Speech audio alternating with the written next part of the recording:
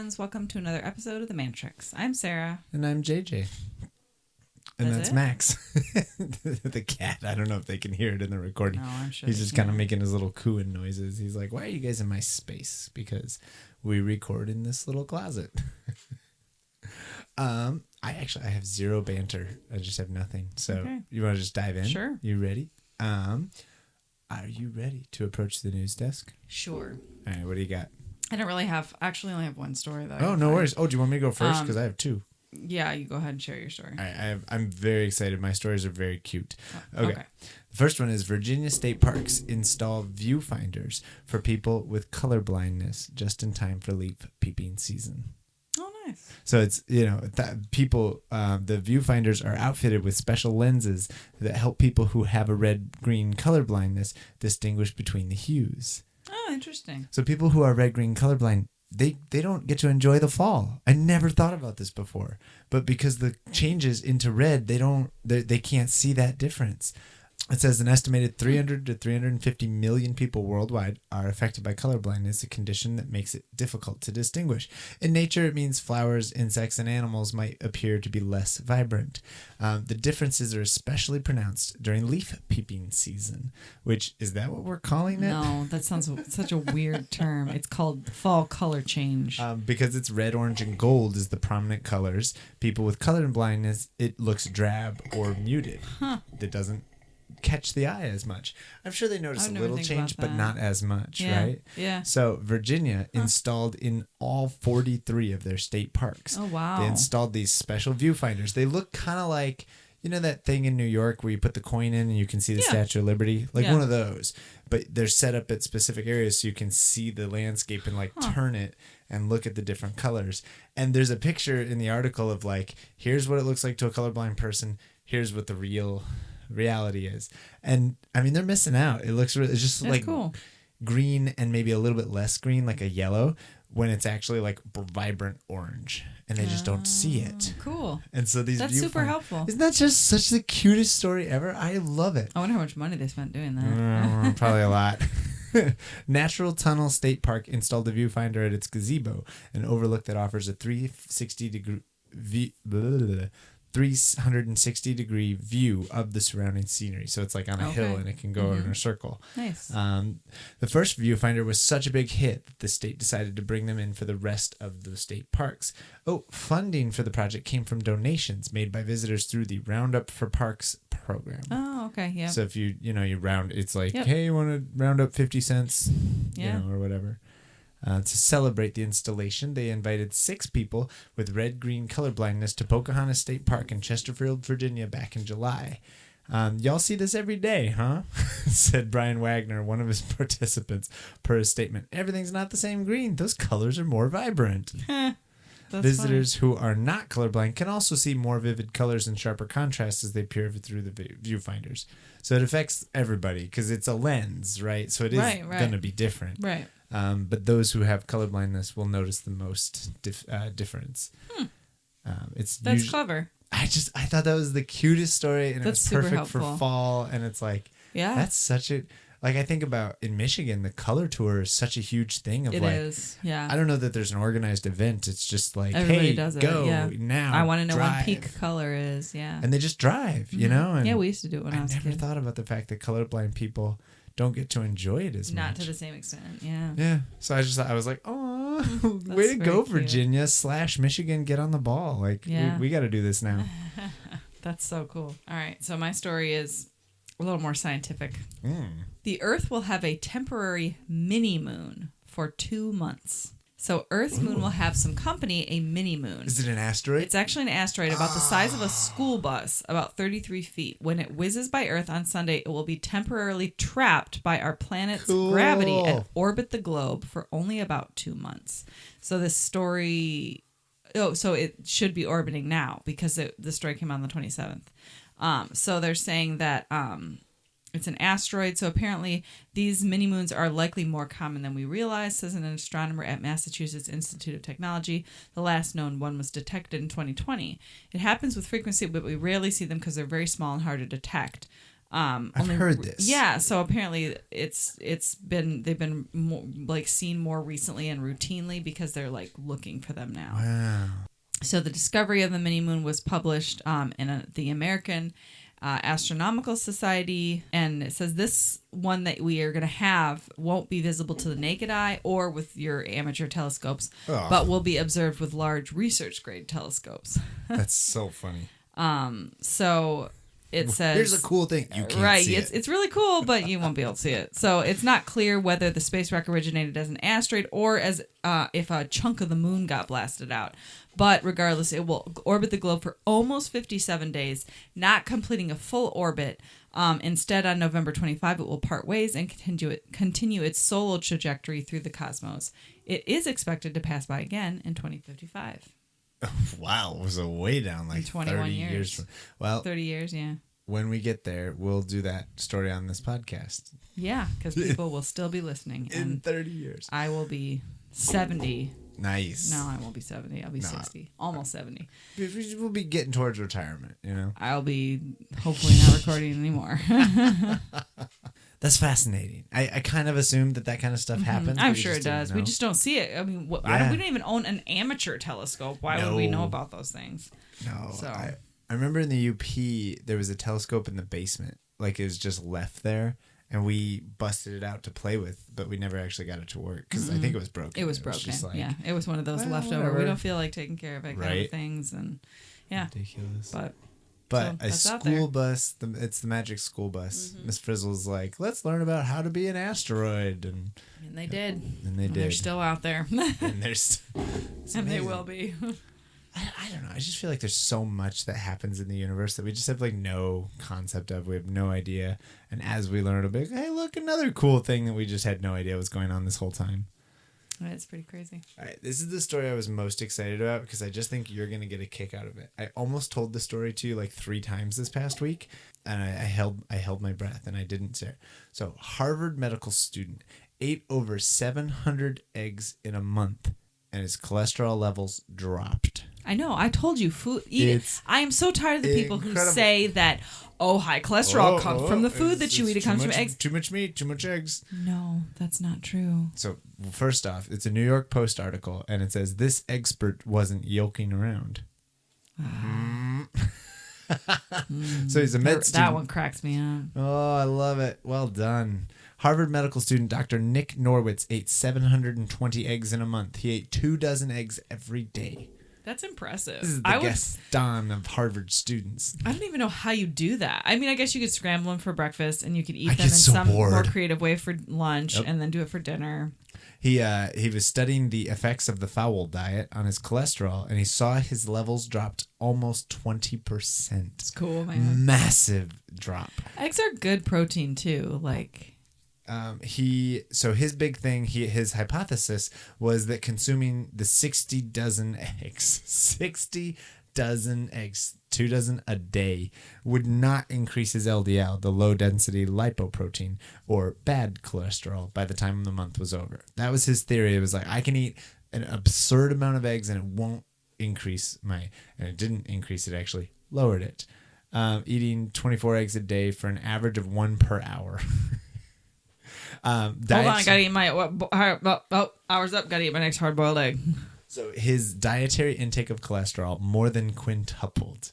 The intake went up to 133,200 milligrams of cholesterol over the month, and his LDLs dropped by 2% in the first week before dramatically decreasing by 18% in the next 2 weeks. Wow.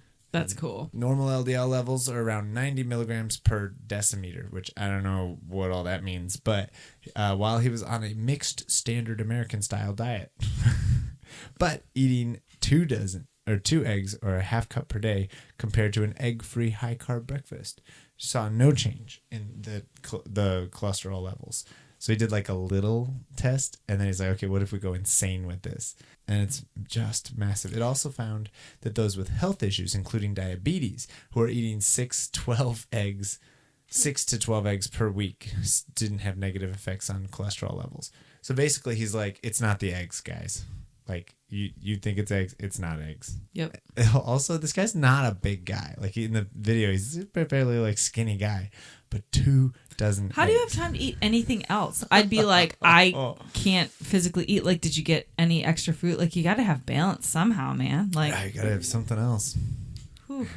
Just crazy. The lipid triad consists of high LDL, high HDL, and low triglycerides, which constitutes a metabolic signature of an extreme shift from carb burning to fat burning. Wow. It actually almost kicked in like a keto type work on the body where it eats up all the fat. That's crazy. I thought it was so fun. I cannot believe. You gonna try that challenge now? I physically think I would struggle to eat 2 dozen eggs. Like, I like eggs, but like, what do? You scramble 6, right? And that's a meal. I'm full after like 3 eggs, you know? So you could have them in a different way at lunch, and then you have them in a different way at dinner. And man, it would be, have like a fried egg sandwich. Well, and with the cost of eggs, can you imagine? Whew, yeah, that's true. I literally paid. I didn't even buy the good eggs like I normally like to buy. Like I usually $4? like to get like the free range organic eggs. And it's about $4.80 for a dozen of those. Yep. But the regular generic, like, just normal eggs. Basic inhumane eggs were $3.62 a dozen, which is crazy high. It is. So like you buy how many of those you buy a week? 24? You said 2 dozen eggs a day, right? Yeah. So you need 12. More than that. Wait. It is 14 dozen a week. 14 dozen eggs a week. Yep. That's insane. That's expensive, but also, like, depending on where he lives, eggs could be more or less. I don't know. Yeah, it's like $50 a week on eggs. Unless he got a friend who got a lot of chickens and he's buying them farm fresh or getting them for free. That's crazy. I just thought that was fascinating. It's very fascinating. For one, I guess I didn't realize that there were people out there blaming eggs. Oh, I do. I remember. I didn't know that. There's a couple people I remember saying they've said something recently. Well, I got to watch my egg intake because my doctor said I got high cholesterol, and I was like, really? Okay. Yeah, and I was like, well, because isn't it? And again, not I know correlated, nothing, but it's like they eat egg whites, right? Like that's what restaurants do. They're like have an egg white. That's for fat content. Oh, it's not. It has no. It doesn't have anything to do. No. I don't know. It's these people who are watching the fat. Oh, it's healthier. It's like, yeah, but the main source of protein is actually in the egg yolks too. Yolk, like the richness. There's important fatty acids in the yolk. The only reason they do the egg white thing is because of fat content. Yeah, usually it's I didn't know that. Leaner, like the healthier. It's like saying, oh, I'm going to eat only lean protein, like chicken, instead of eating red meat. Like it's the fat content. Interesting. Interesting. Which, okay, that's fine, but you need to have variety in your life. Yeah, I genuinely didn't know that. Like, and so I guess I'm glad that he's out here proving it.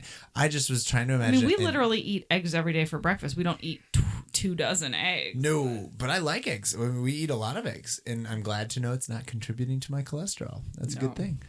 Everything else is. I'm just kidding. Yeah, everything. Well, yes.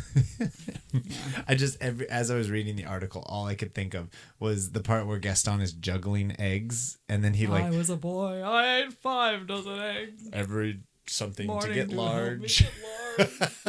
I can't. I just remember the rhyme is large and barge. Oh yeah. So here's the thing. The first week. Sorry, there's one more level to this. Okay. When he switched to eating, 2 dozen eggs, 24 eggs a day, it didn't actually do much to his cholesterol at first. Okay. But then because he also cut out carbs. He's like, I'm going to eat this eggs and not eat carbs. And that like kept things normal. But when he added the carbs back in, he created a lean mass hyperrespondence, which could lower the LDL. When he chose fruit, including blueberries, bananas, and strawberries to eat in the final 2 weeks, and that's when the cholesterol plummeted. Eating fruit carbs with eggs made your cholesterol go way down. And I was like, that's awesome. I just thought that was so cool. An extra dose of carbs dominates over the insane amounts of cholesterol I was consuming. And that's interesting. It did great. Time for my hourly egg. Gotta have another egg. And he said he ate them in all different forms. Like he didn't limit himself at all. He was like, some of them he deviled and boiled and fried and egg scrambled. Salad Ooh, egg salad. I love egg salad. It's so good. The mayonnaise probably not so good for you though. Next week it'll be a guy who ate mayonnaise. Actually, that's how you could do it. You could get your extra eggs in. You just make your own mayonnaise by mixing olive oil and egg yolks. Nice. So you get a couple extra eggs in there, and then you mix it up in with egg salad, and it's like a homemade mayonnaise. Mayonnaise egg salad. Mayonnaise. It's like a mayonnaise. Oh my god. That is how you make your own mayonnaise, though. For a better heart healthy option, don't buy Hellmann's. Please don't buy Hellmann's. I'm pretty sure there's nothing in there, right? Like that's it's not all eggs, processed. Blah blah blah. It's all unhealthy seed oils. Don't buy Hellmann's.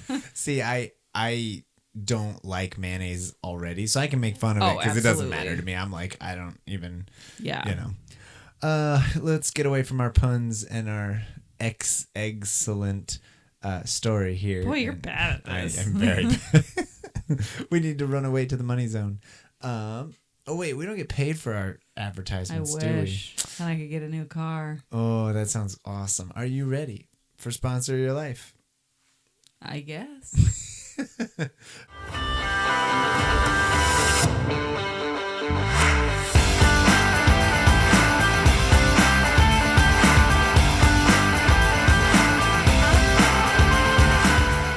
For those who don't know, Sponsor of Our Life is a segment in this show where we do not receive funding for anything and people don't pay us to advertise products. We make this podcast out of the joy of our hearts and our love of telling goofy stories and diving into fun topics. So what we decided to do early on was we would make up sponsors, things in our life that we think are awesome, that bring us joy, that sponsor our life, even though they're not actually paying us. And so, what's sponsoring your life today? I guess I have to say, because we didn't really do much last week, I guess just Welcome Home Sunday at church. That was a good time. Yeah, there was so many good things that were going on at church, and great worship set, but just good fellowship afterwards too. With just good to hang out with the barbecue, and hanging out. That bounce house was insane.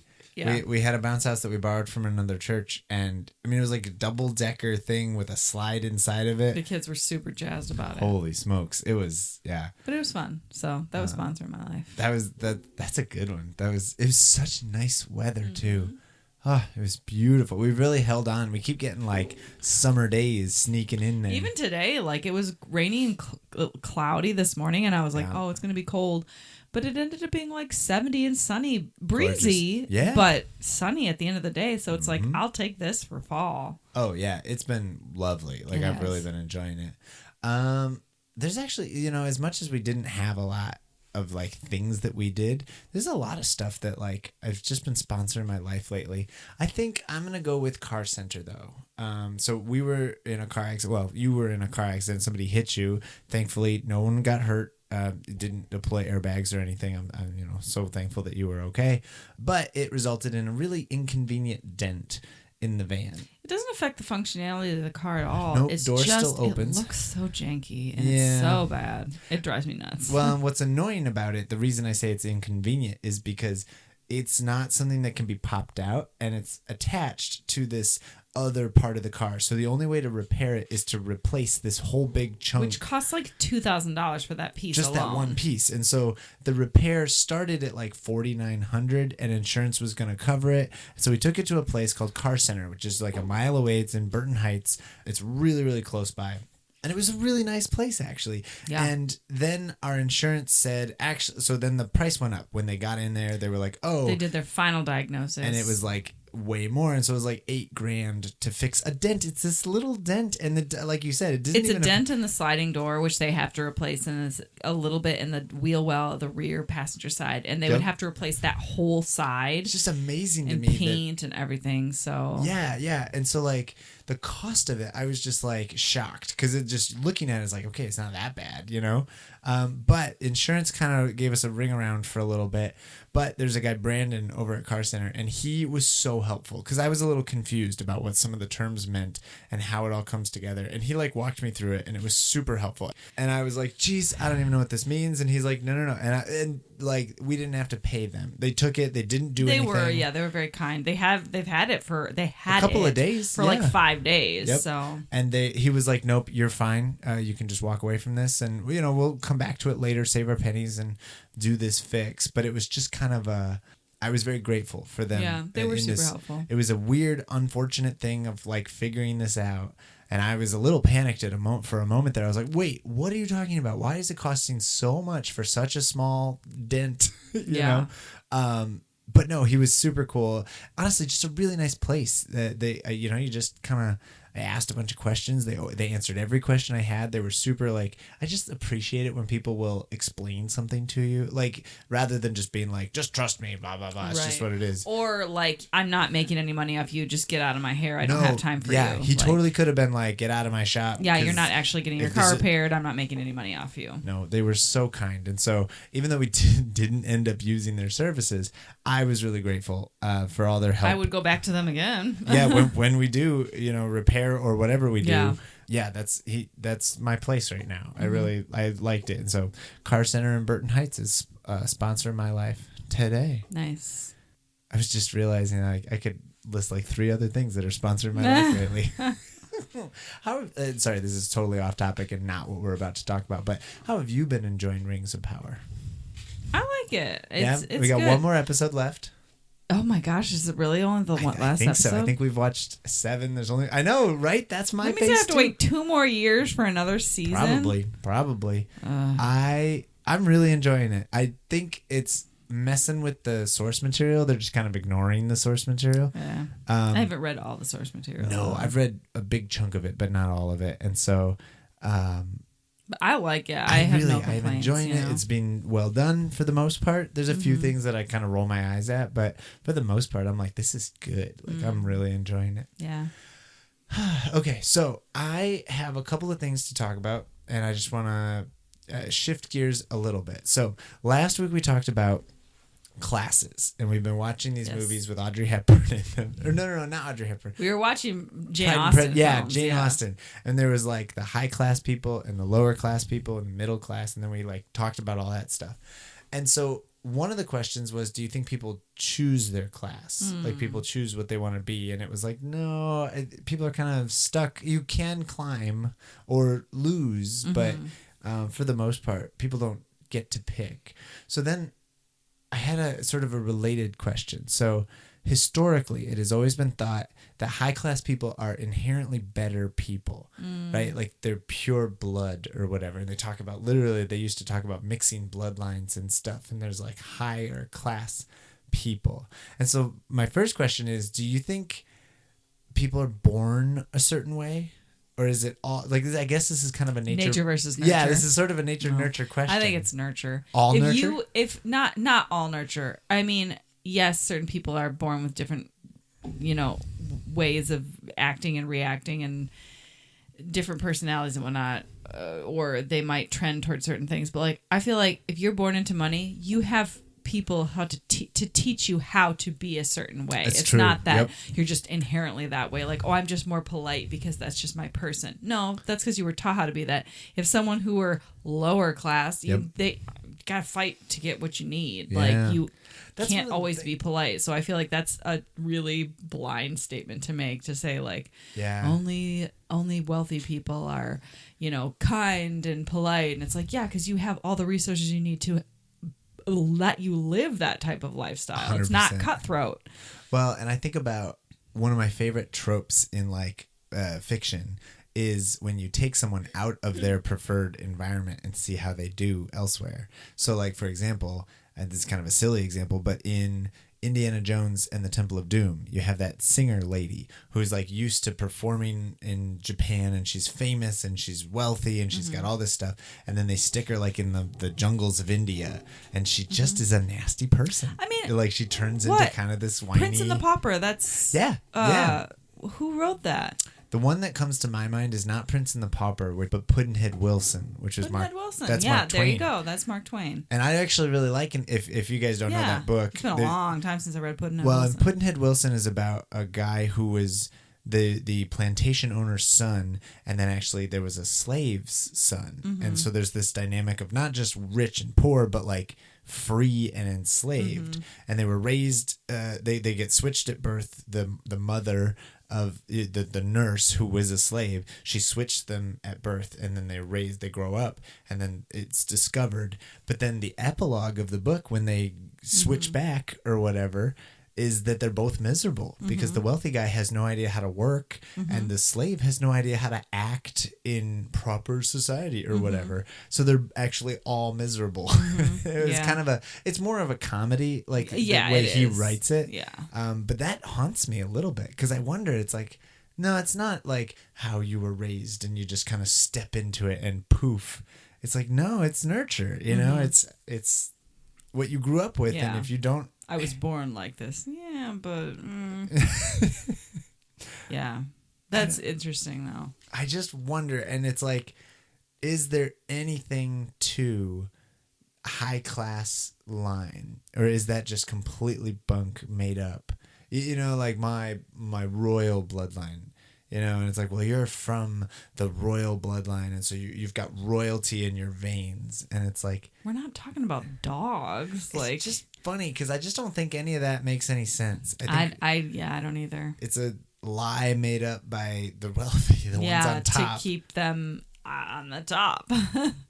Yep, and I just think that we have largely debunked it. I think those classes still exist, but we've had so much of people hopping from, and that's one of the things that makes America so great is the ability to climb the ladder. Yeah. Right? Like you can go make a name for yourself. It's harder, and I think the ways we do it have shifted over the years. I agree. Yeah.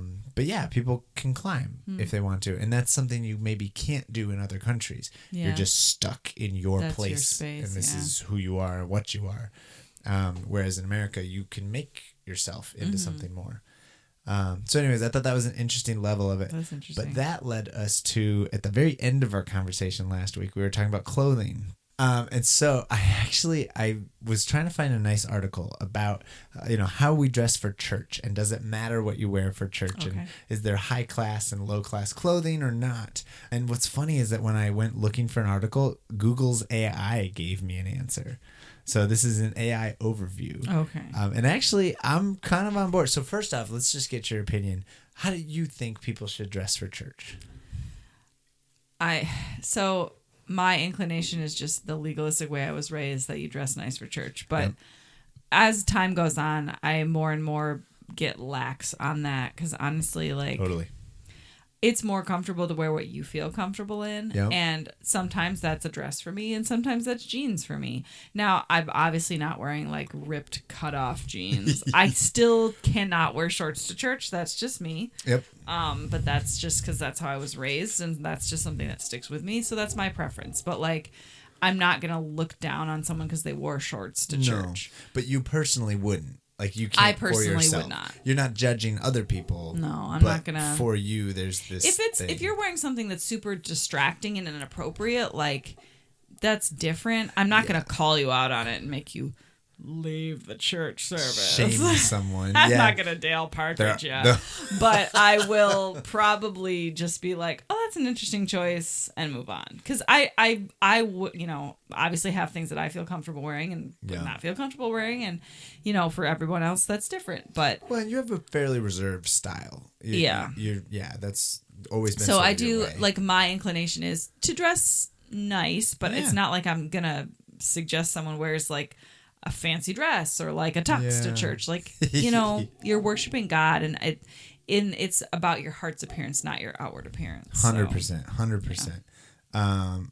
Actually, that's in the AI answer. Oh, I actually wrote the AI. You did. You're smart. I'm training AI. See, and for me, it's almost the reverse. I grew up with my parents requiring us to dress up, but I disliked. Well, yeah, that. That's where my I think inclination comes from. My parents also required us to dress up. But I rebelled against that, and I used to be like, no, it doesn't matter. I'm gonna wear whatever I want, and I went through this whole phase, and now I'm actually trending back towards. Actually, I do think you're supposed to care about what you wear. Not for the reason of this is a legalism thing. This is how you have to. Because you come to the mature realization that actually I'm trying to be respectful. Exactly. Yeah, and exactly. That is a weird place to come. Like when you start with the legalism, and you're just because I reject legalism on almost all fronts. Like I'm like nope. It's what I was raised in, and I don't think that that's the because best. the opposite of legalism is authenticity, and that's like you realize, that's a good line. I mean, is that wrong? Yeah, no, I think that's a great, like, the opposite of legalism is authenticity. I love that. I think that, I mean, because that's you coming to the realization that, like, oh no, this is really what matters. It's not about how things appear, it's how things are, and I want to respect, God and show him that he's important to me by showing up in something that, is not, disrespectful. So, well, it's like when I grew up, it was you pray by closing your eyes and folding your hands. And if you don't close your eyes and fold your hands, you're praying wrong. And I want to be clear. This is not just like, this isn't my parents. They weren't like forcing this. No, somehow we have this belief. Yeah, I was the same way though. Church culture in general. Like we would do circle prayers where everybody held hands and we would get whispered to fiercely from the teacher. Close your eyes. Look, head down. Yep. Head down. You know, like that kind of stuff.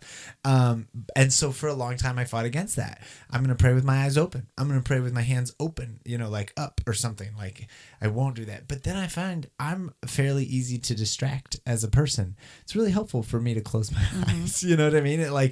So it's like you almost find your way back to the same practice for the right reason. Right. So I actually really appreciated the AI answer, and I found a couple other things as well. So the Bible doesn't specify a dress code for church, but some Christians believe that dressing up is a way to show respect for God. However, others say that church is a welcoming place where people can focus on worshiping God regardless of what they wear. Pretty solid. Here's some things to consider when deciding what to wear to church. And so it says appropriateness. Clothing should be appropriate for the occasion. Valid. Yep, agreed. Modesty. Avoid wearing anything too revealing like cutoff shorts, tank tops, or crop tops. So, JJ, you really got to stop wearing those crop tops when you preach. They're too distracting. We're going to come back to that modesty point because there's a different thing and I really appreciate it. And I think that's actually wrong. Affordability. Clothing should be affordable and not ostentatious. Oh, okay. Which is, yep. No tuxes. Aesthetics. Clothing should be aesthetically pleasing as possible. So when our son wore plaid and stripes on top of each other. Okay, but that was just me telling him maybe we choose differently. I didn't say anything. I let him wear it. He wanted to wear it. And he crushed it. He looked good. It was fine. I held my tongue. Even if it wasn't my preference. It wasn't inappropriate. I like this next one. It says intention. Consider the intention behind your clothing choice. Yeah. Are you doing it because you want to flaunt, then you look good, or is it, Yep. Such as who you are dressing for and what message you're trying to send. And I think that can go for a whole range. I think people are prideful. I think people are, sometimes they want people to look at them or want people to notice how wealthy they are or, are you going to worship or are you going to get some attention? Yeah. Am I dressing this way to respect God or am I dressing to attract eyes? Yeah. And that's, I think, very different. And I think intention. So then it's really not what you're wearing. It's where's your heart at behind that. Yeah, and that's the thing about modesty is it's a heart issue. Yep. And then it says tradition. Consider church tradition when deciding what to wear. Yeah. I have appreciated more and more in sort of public Christian discourse. People have been commenting on how modesty, when they talk about it in the Bible, has nothing to do with whether something is revealing or not revealing. In the Bible, it's always about wealth. Dress modestly to not flaunt your wealth. It talks about like pearls and jewelry and we've like abandoned that meaning for how revealing is your clothing. Now, I'm not saying that it's okay for clothing to be inappropriately revealing. That's not good either. But I think that we sort of like, if modesty has two definitions, revealing or wealthy, we've picked one and thrown out the other. And actually, I would say we've gone the other way. There's quite a bit of dressing wealthy for the older generation. I don't know so much about the modern generation. Well, I guess there are still like brand names and stuff that people wear that are like expensive. I don't wear them. I don't know. I think about like jewelry and stuff. That's pretty common for like older ladies in the church to wear like big necklaces and jewelry. Yeah, that's true. You don't really see that on the young people as much. On the young people. On them youngins. So this is such a random place, but Gainesville Presbyterian Church, PCA, which is a very conservative denomination, has an article on their website, How to Dress for Church, by Pastor Jack Lash. And I actually love this. It says, the Bible doesn't give us a dress code for church. In fact, hardly anything is said in the New Testament about the issue. Some Christians think you should always dress up for church, but the only passage about how to dress up for church warns us about dressing too fancy and not about dressing not fancy enough. Respectable apparel, modesty, and self-control, not fussing over one's hair, jewelry, or fancy clothes. God doesn't want us giving a lot of time and attention and money to decorating ourselves so that we look just right. Yeah. And so he has a whole article, but I just love that line of like, actually, the Bible is more worried that you're going to be too fancy. Yeah. And I think that's just the opposite of what we think. Yep. The scripture that he is referencing is 1 Timothy 2, verses 8 through 10, and I just thought I'd read that. I desire then that in every place the men should pray, lifting holy hands without anger or quarreling. Likewise also that women should adorn themselves with respectable apparel. And then it explains, like people kind of stop there and they're like, that means modesty, like cover up.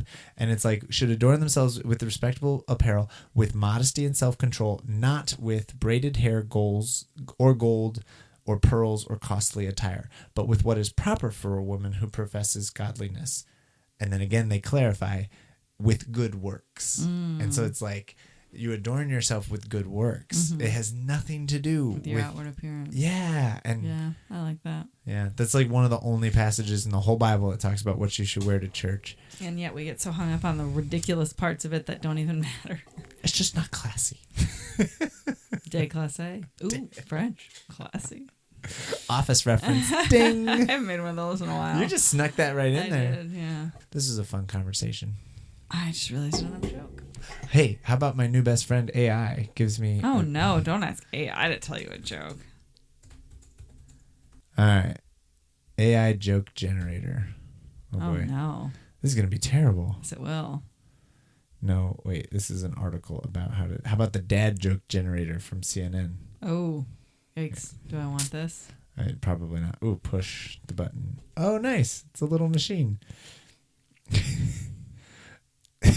It's not a joke. It's just a statement. A one-liner. A plateau is the highest form of flattery. You want another one? That's painful. All right, let's get another one from the dad joke generator. We know this one. What's brown and sticky? A stick. Wah, wah. All right, we got to get a fresh one. I'm thinking of reasons to go to Switzerland. The flag is a big plus. I've used that one. Have you used that one? Man, okay, we're going to find one. This is not a waste of my time at all. I love this. All right. You push a little button and it like spits out a joke. Nice. I'm reading a book about anti-gravity. I can't put it down. That's good. I thought you were going to say it's very uplifting. Well, I like that. We can call it on that. I guess we can. I'm going to turn the recording off and then I'm going to stay here and continue to push the button. Bye, everybody. Bye.